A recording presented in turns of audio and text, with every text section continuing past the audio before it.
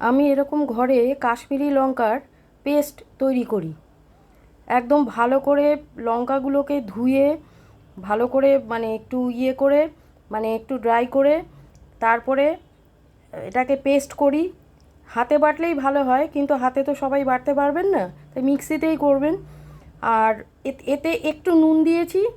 আর এই যে দেখতে পাচ্ছেন, 2 চামচ ভিনেগার এর মধ্যে মিশিয়ে চিল ট্রেতে রেখে দিই।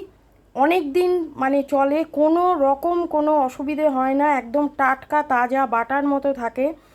আর বাজারের ওই মানে গুঁড়ো কাশ্মীরি লঙ্কা কিনতে গেলে আমি দেখেছি কস্টে অনেক বেশি পড়ে, অনেক বেশি দাম পড়ে। তারপর থেকে আমি এটাই করি, একদম ভালো ব্র্যান্ডেড কাশ্মীরি লঙ্কা, গোটা কাশ্মীরি লঙ্কা বাড়িতে নিয়ে আসি। তারপরে ওটাকে ধুয়ে শুকিয়ে বাটি, আর তার মধ্যে একটু নুন আর 2 চামচ মানে এই মাপে আর কি 2 চামচ ভিনেগার আমি দিয়ে দিই। বহুদিন ঠিক থাকে, কোনো অসুবিধে হয় না, একদম ইনট্যাক্ট থাকে।